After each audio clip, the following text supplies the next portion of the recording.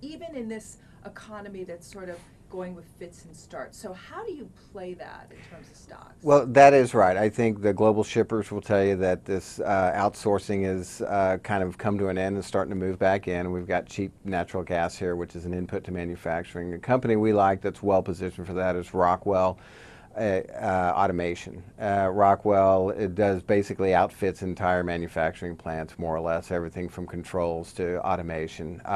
And that's a good long-term play. It's a mid-cap name, and we think that's a good space as well. You like GE as well, too, which obviously is a very bigger story. Yeah, obviously that's kind of a way to get more diversification in one name. Yeah.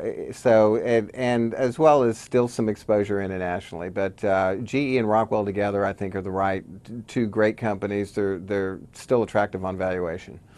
You also look at fracking, and you're from Texas, right? So Yes. You've got that big oil theme. But the fracking story, which has really exploded in the U.S., there's still some room for stocks to advance on that? Yeah, absolutely. But again, it's more of a long 5-10 year theme. And there's a lot of companies that are kind of tied to the fracking. We like some of the services. Some companies like Dresser Rand that make a lot of compression equipment, reciprocating equipment, is used in just about every aspect of oil and gas exploration and production. So that's a good mid-cap name that's well managed. It's a good takeout candidate in that mid-cap space, and it's not priced like one yet. It's funny you say that, because I was just going to ask you about that space being crowded. There's a lot of equipment companies, so it is a possible takeout candidate. I think so, and it's one of the best managed of the bunch. It consistently earns a very high return on investment, year in, year out.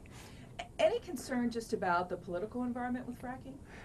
Yes, I think if there's anything that would really stop the 5 to 10 year trend, it would be an overzealous environmental policy. Obviously, nobody likes poisoning the water or the air. So, and I think the future of fracking depends heavily on the future of the EPA.